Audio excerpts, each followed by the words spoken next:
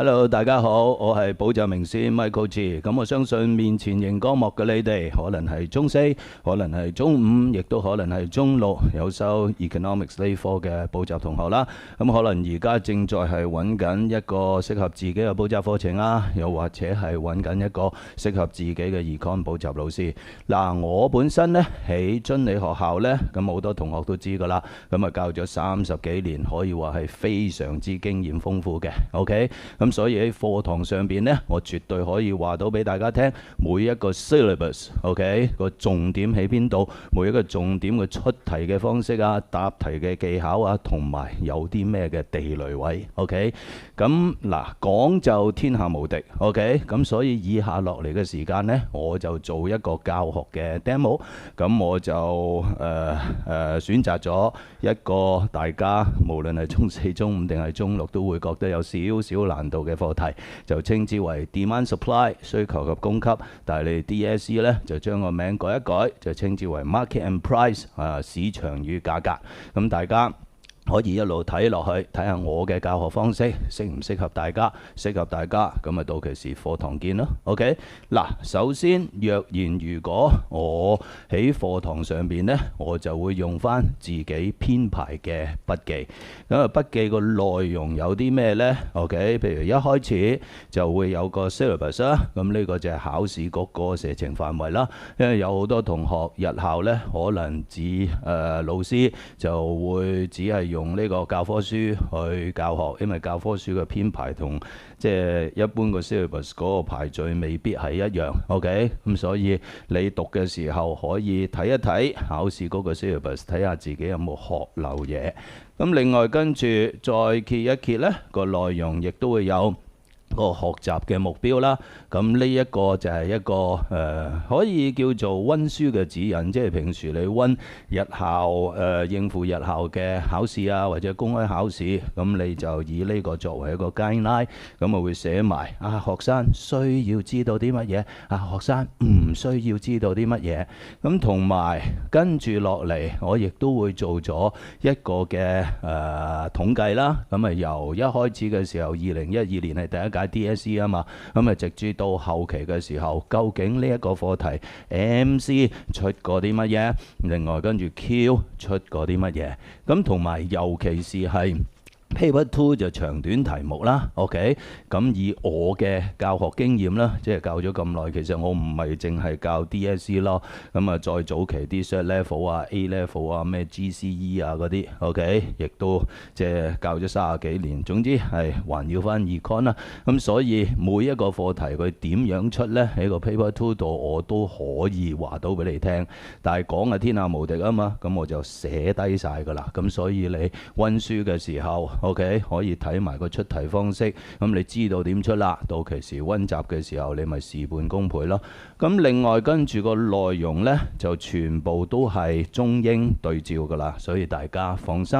咁另外跟住我哋就會再配合30幾年嘅 past paper 俾大家堂上邊有得練習啊。咁另外翻到屋企亦都可以有練習。咁但係我就分開為中文版同埋英文版嘅，而家呢本就係英文版嘅筆記啦。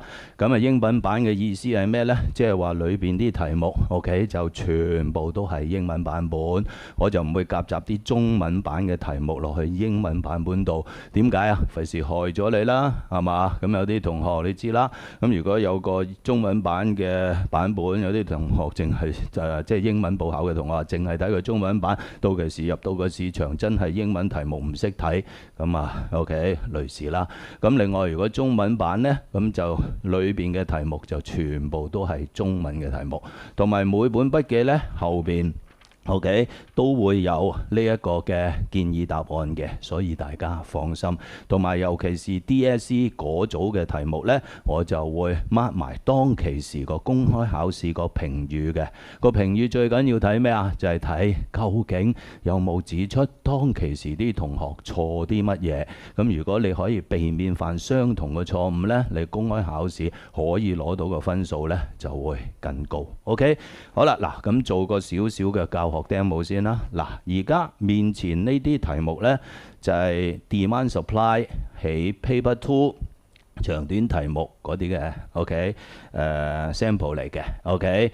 咁啊，有好多同學成日對呢個課文呢有少少 OK 惶恐啊，成日就話：哎呀，Sir，我睇啲題目，我完全唔知佢噏緊啲乜嘢，OK。咁另外跟住開圖嘅時候，我又唔知點開點辦啊咁樣。咁所以你放心。OK，我教咗咁多年嘅時候呢，有陣時我會同啲同學分析埋個題型，同埋我亦都會設計埋一啲嘅做題嘅方式俾大家去跟嘅。OK，所以你上完我嘅課堂呢，基本上唔會話有啲咩 OK，再有啲咩嘅恐懼嘅。嗱，即係如果 demand supply 喺 paper 2呢 OK 長短題目。我就大致上將所有嘅題目 group 埋，就分開為3大類 ，OK， 3大類。咁我就叫佢做1級難度 ，OK， 2級難度，另外跟住就3級難度 ，OK， 即係3種題型。每一種題型有佢自己獨特嘅出題方式同埋考問嘅內容。如果我教完你，你認得出嗰個嘅題型嘅時候呢，就可以用翻我教你嘅方法去做，咁啊基本上就萬無一失㗎啦。嗱，我哋可以望一望 ，OK， 因為而家以下落嚟嘅時間就係一個教學嘅 demo，OK，咁好啦，呢個1級難度，1級難度呢，主要就考啲咩呢？就考2樣嘢。第一樣嘢就 change in demand， 需求轉變，撇。第二隻呢，就係 change in supply， 供給轉變，切。OK， 所以1級難度呢，主要嘅題型就係俾一個外來因素嚟 ，OK， 然後跟住要你用一個最簡單嘅需供圖。因為你哋其實最緊係咩啊？明嘅 elasticity of demand、elasticity of supply 啊嘛，係咪先？供給彈性、需求彈性，有好多同學一學完嘅時候就成日即係 OK 思覺失調咁啊！哎呀死啦！到期時畫條需求曲線應該畫平啲定直啲，直線定平線啊嗰啲。咁1級難度呢，通常就唔會牽涉需供彈性，佢就只不過係要求啲同學用一個最簡單嘅需供圖形 ，OK， 去分析當個外來因素出現啦，究竟係喐個 demand 定係喐個 supply， 從而去分析究竟個價錢同個數量會點樣變。咁而呢個題型呢，通常佢就會有3個組件。有邊3個組件呢？嗱，成條題目呢個係89年嘅試題嚟嘅，即係唔係無中生有嘅。佢通常就會係 OK 俾個主角嚟啦。咁而家個主角呢，就係食物啦。咁跟住佢就會俾個外來因素嚟啦。咁外來因素呢，就係要打銷售稅啦。咁請問打完呢個銷售稅對呢樣商品個價同個量會構成啲咩影響呢？呢個就係一隻某程度上我哋叫最簡單嘅需供題目。OK， 咁佢又唔牽涉需供彈性，佢純粹係叫你用需供圖去分析究竟呢個原因出現咗啦，究竟對嗰樣商品個價同個量會構成啲咩影響？所以通常我哋做1級難度呢，我哋就4部曲，得唔得？4部曲，步驟1，起手式，考察龍 ，OK， 咁定價定量 ，OK。個價錢係幾多唔關你事，個 Q 係幾多亦都唔關 Q 你事。OK， 我哋最主要就係想知道究竟呢個原因係喐個 demand 定喐個 supply， 從而去分析新嘅均衡價格 equilibrium price 同新嘅均衡數量會構成咩影響。咁我相信大家都應該記得啩。OK， 若然商品打稅，一定係由售賣者承擔，承擔完啦，成本貴咗 ，supply 供給減少，供給減少移向左手邊，所以步驟2分析供給減少，步驟3上線原本 S 新嘅 S1， 整個箭嘴顯示移動方向，整個減號代表減少。步驟4尋找新嘅均衡點，一拉五谷豐收，再拉五世旗窗，咁呢個就係圖表啦。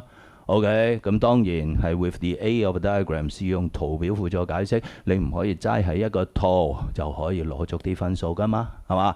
咁所以你要寫翻文字啦。其實寫文字呢，你又冇得賴皮嘅，OK，即係冇得話，哎呀，我唔知點寫啊！喂，有咩唔知點寫嘅？最起碼個寫法就係個圖喐啲乜嘢，你咪寫翻啲乜嘢咯，係嘛？如果你想係 OK 呢一個嘅 detail 少少嘅，咁你就係話，哦，個生產成本個 cost of production 呢，打完稅就會上升啦 ，supply 呢就會減少啦，價錢呢就會上升啦，交易數量呢就會下降啦，咁咪句號咯。嗱，呢啲就係一級難度嘅做法。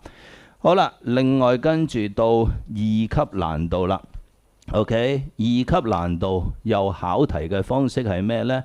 呢隻題型專注呢就係考 elasticity of demand， 價格需求彈性。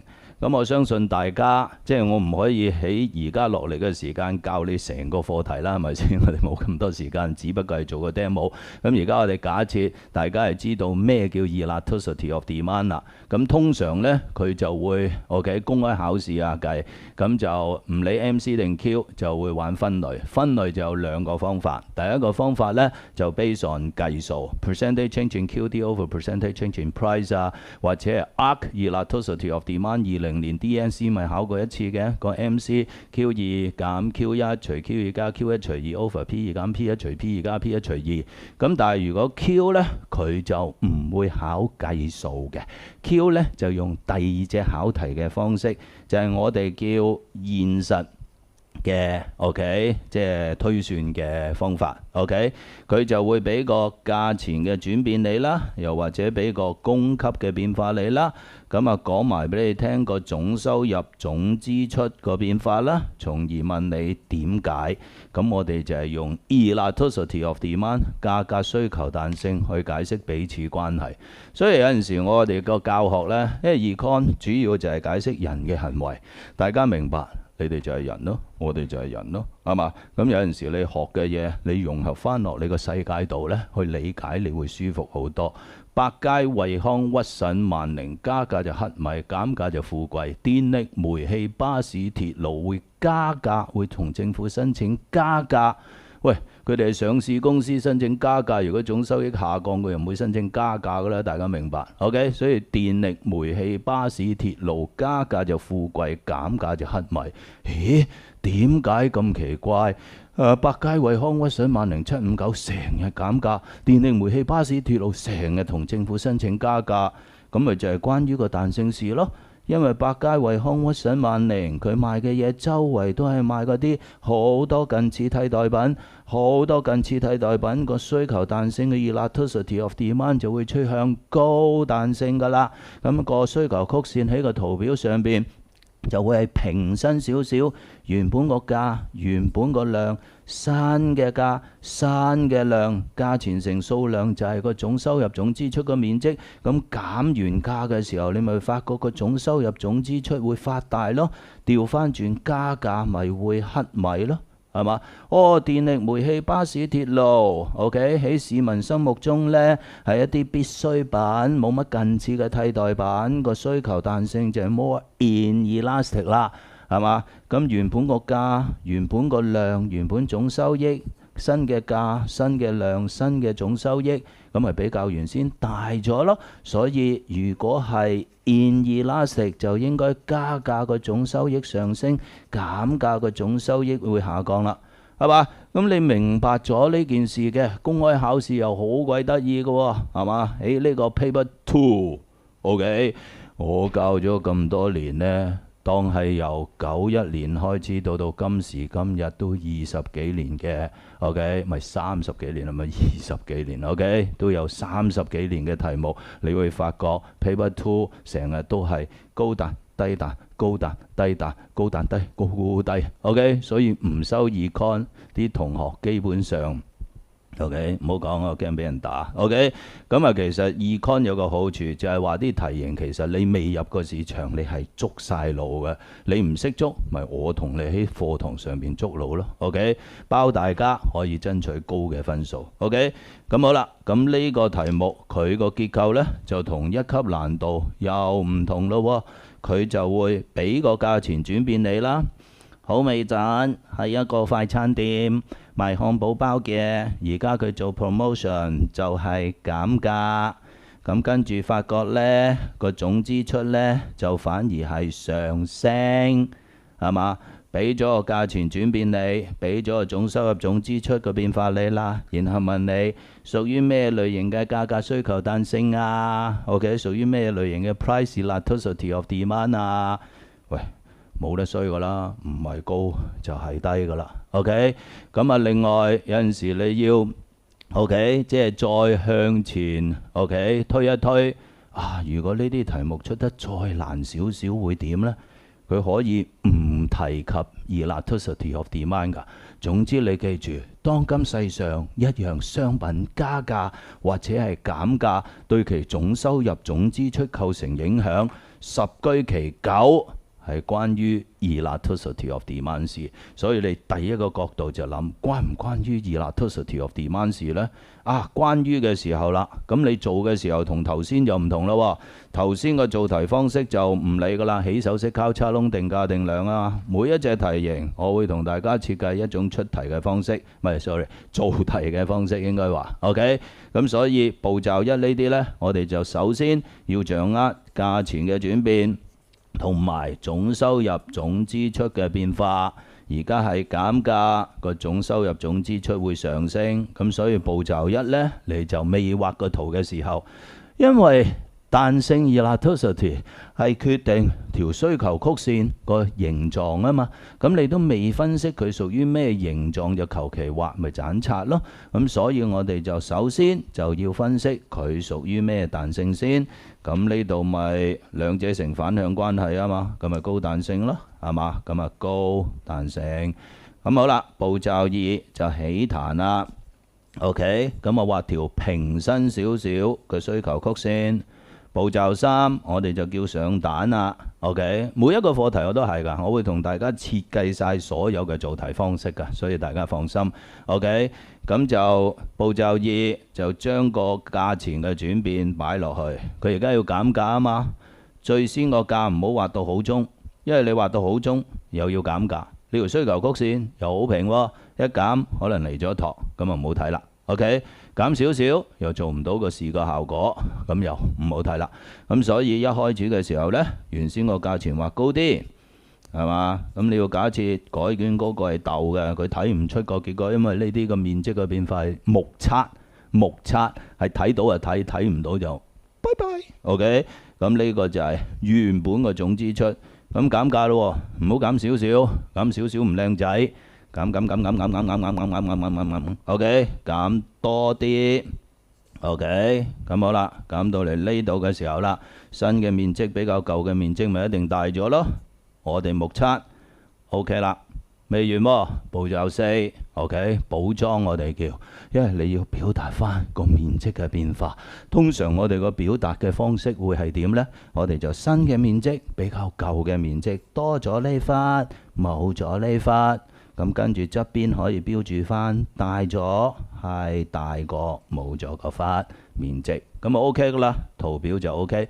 咁文字寫咩啊？咁啊人哋問你點解啊嘛，咁你咪寫翻 elasticity of demand 係 elastic 嘅 OK， 咁寫翻 elastic 嘅 definition OK 個解釋 OK。咁跟住就表達翻最行貨嘅結案陳詞，因此就減價個總支出就上升啦，咁咪完工咯。咁呢個就我哋叫二級難度 OK。咁當然佢仲有少少嘅變化，咁第時我哋堂上邊再傾啦 OK。好啦，咁跟住到第三種嘅題型呢，我就叫三級難度。三級難度又係啲乜嘢呢？就最串我哋啲同學應該最驚嘅，佢就係噏段廢話出嚟，然後跟住叫啲同學就畫翻個圖去表達翻嗰個嘅問題裏邊嘅 OK， 即係個特點 OK。咁佢牽涉嘅內容呢就會多好多啦。咁可能會牽涉供給完全冇彈性 perfectly inelastic， 即係一條直嘅供給曲線啦。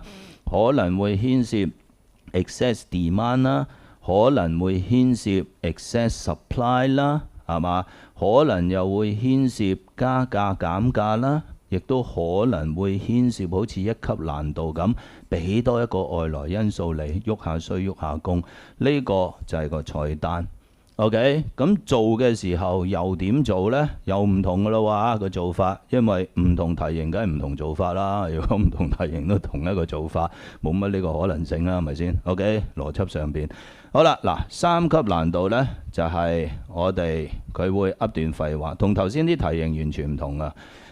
成條題目咁呢個英文版啦嚇，咁如果面前熒光幕有啲同學中文報考，成條題目就係繁忙時候乘客數量超越地鐵服務的最高容量，繁忙時候徵收附加費，擠迫情況得以舒緩。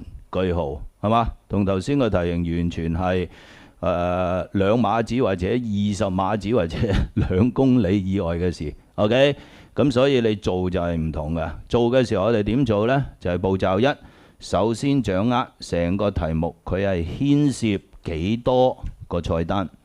OK， 牽涉幾多個菜單？嗱，第一句記住呢類題目越短呢就係越深嘅，因為佢將啲嘢濃縮埋一齊，你睇漏眼嘅機會會好大。OK， 咁佢一開始嘅時候就話During rush hours， 繁忙時候，乘客數量即是 ED 咯即是 QD 咯。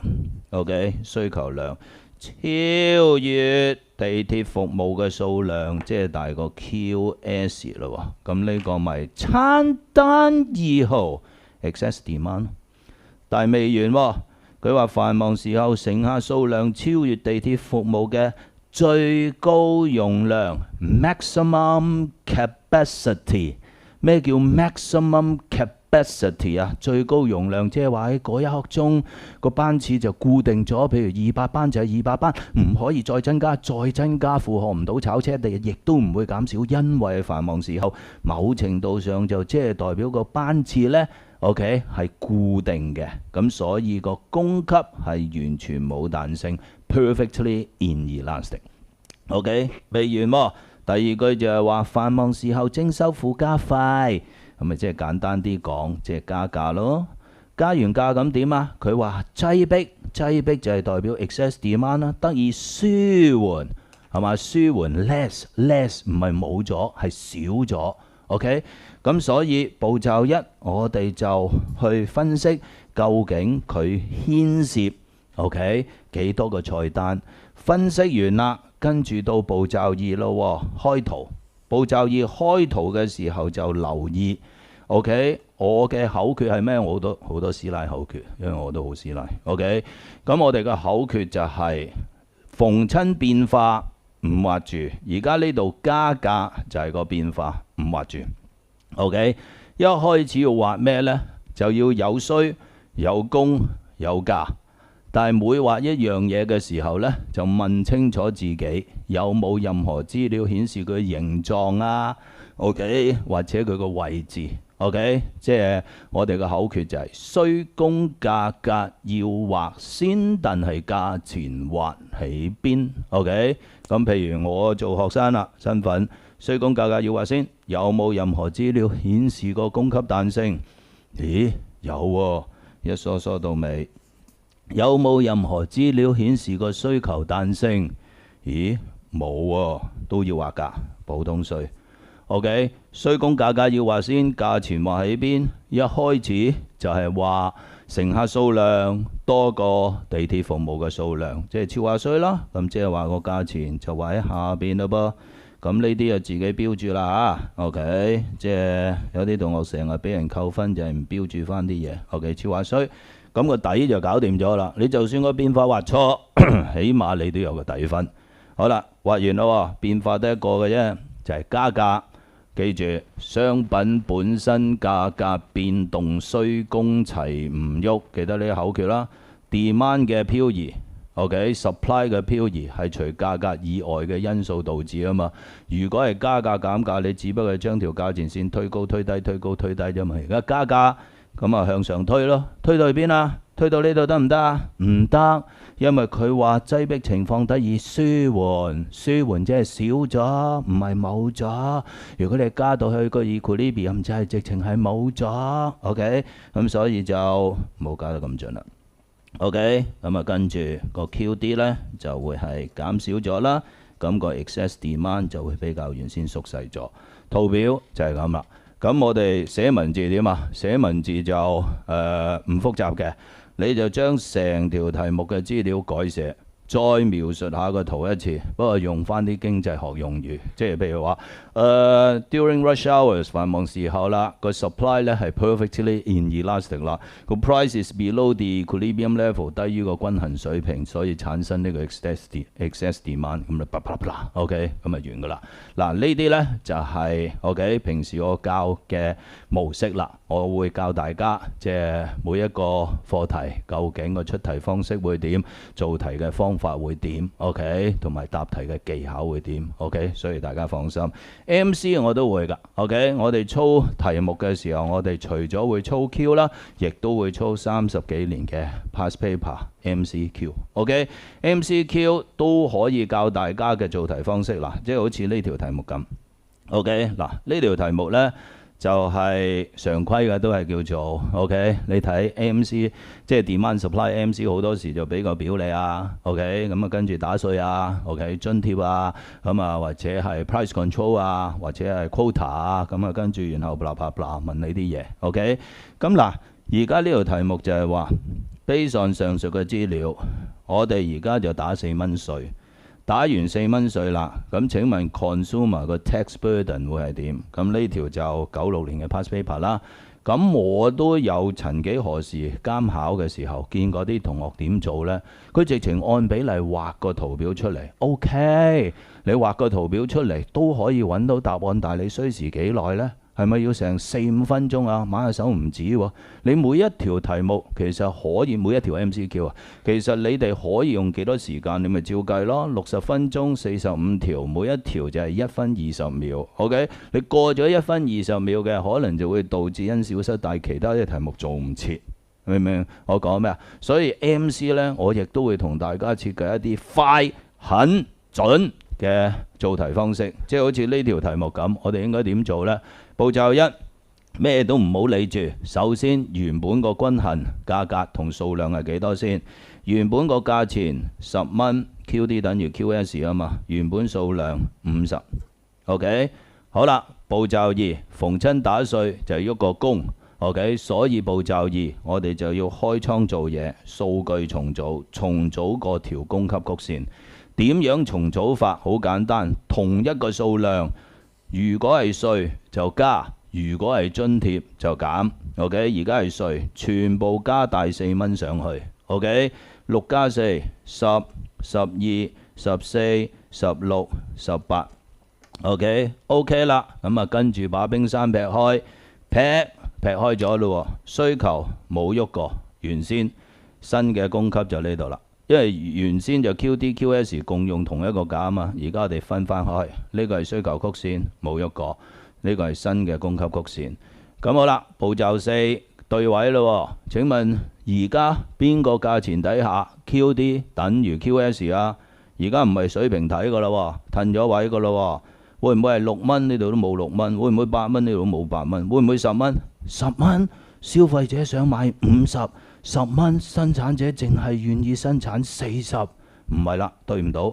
12蚊消費者願意買45， 12蚊生產者又願意生產45喎，咁12蚊咪新嘅價，45咪新嘅量咯，得唔得？遊戲就係咁樣啫嘛。OK，咁好啦，咁有咗原先個價同量，新嘅價同量，咁就可以入涉個題目啦。題目問咩啊？問消費者個 tax burden 啊嘛。消費者就俾錢買嘢嗰個，咁原本10蚊，而家12蚊，俾多2蚊一件，但係佢係買45件啊嘛，咁消費者個 tax burden 咪90蚊咯。A 就係咁多啦。嗱，呢啲就係 MC 嘅做題方式。OK， 大家放心啦。OK， 報我個課程，我會逐一話俾大家聽，所有題型、所有嘅做題方式。OK， 同埋有啲咩鬼位，同埋你記住，我教咗咁多年，其實我嘅強項係咩呢？我就係幫你去揾鬼，得唔得？即係揾錯處。OK， 因為我教咗咁多年，其實我知道你哋每一個課題，其實你哋會錯啲乜嘢。嗱，舉個例子。OK， 嗱，諗到最尾啦，時間冇多啦。OK， 嗱，睇呢條題目，睇呢條題目。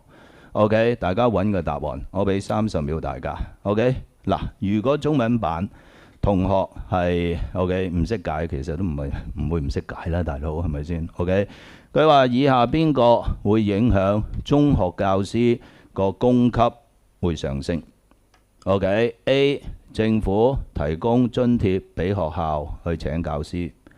B，OK， 政府就增加教師嘅薪酬。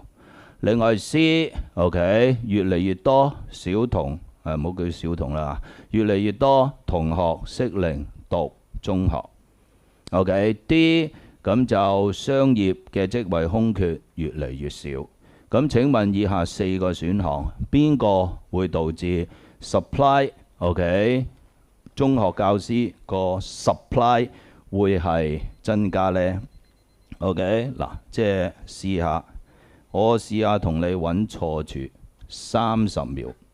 OK， 30秒，諗一諗，呢條呢係史上最強嘅。如果講 Econ 嘅 MC 題，因為跟翻個評語呢，當年淨係得9% 啲同學答啱嘅啫。咁即係話90%答錯。如果面前熒光幕嘅你可以答得到，咁咪恭喜你咯。OK， 好，時間夠。OK， 嗱，呢條題目呢就有好多同學呢做嘅時候，佢就會 OK 揀咩答案呢？好多同學會揀 A， 點解？唔係喎，老師啊，我原校本教科書講喎，一見到 subsidy 嘅時候呢，咁咪喐個 supply 咯，咁咪 supply 上升咯。喂，識得變通至得㗎。到呢刻鐘，如果你係揀呢個答案，即係話你成個課文死咗㗎咯喎，係嘛？你記住，衰公圖呢係分2大類㗎嘛，係嘛？衰公圖若然係代表商品與服務個衰公圖 ，OK， 個供給就係代表生產者，個需求就係代表消費者。如果政府對呢個商品提供津貼，生產者多咗錢用作生產，供給會增加，冇錯。但係你記住，呢個圖表係代表工人嘅圖表喎，係嘛？勞工個價就即係工資啦，勞工嘅需係 represent 邊方面啊？係代表僱主、代表生產者啊嘛，係嘛？生產者需求勞工去從事生產，學校需求教師去提供服務啊嘛。而個供給係代表咩啊？代表我咯，係嘛？我係家庭 ，OK household， 我提供生產因素俾學校去從事生產，所以你睇嘅嘢係調翻轉噶嘛，得唔得？所以 A 佢話政府提供津貼俾學校。係嘛？學校 OK 就需求呢個嘅教師啊嘛，咁變咗多啲錢就可以請多啲教師，咁應該係需求增加4。另外 B，政府加人工，商品本身價格變動，需工齊唔喐，係嘛？教師嘅價格就即係工資加人工，只不過會導致 change in QS 供給量上升，所以 B 亦都4。越嚟越多同學 OK 就適齡可以讀中學啦，咁即係話需要多啲嘅教師，所以亦都係需求增加4。所以唯獨是剩翻最後嘅答案啦，就係話私人嘅公司職位 ，OK 個職位空缺少咗，咁即係點啊？你諗下，設身處地，你係一個畢業生，我而家畢咗業啦，就揾工。原本呢，我就想從商嘅，但係商業嘅職位空缺冇喎，咁啊唯有，咁啊粗粗地做住教師先啦，騎牛揾馬啦，到個經濟好嘅時候咪跳翻出嚟咯。咁反而就會令到多啲人就會執教鞭啦，從事教師嘅工作。咁所以教師嘅供給呢就會上升啦。所以呢條題目嘅答案就係 D 咯。嗱，呢啲係冰山一角嘅啫，係嘛？係呢個環節啲同學通常會錯啲乜嘢？但係其實個個環節啲同學都會有機會錯某一啲相同嘅嘢。喺堂上邊我會逐一同大家講嘅。OK， 嗱，咁但係個時間就係咁多啦。咁我嘅教學方式適唔適合大家呢？咁如果適合，唔好猶豫啦，報我嘅課程課堂見面，拜拜。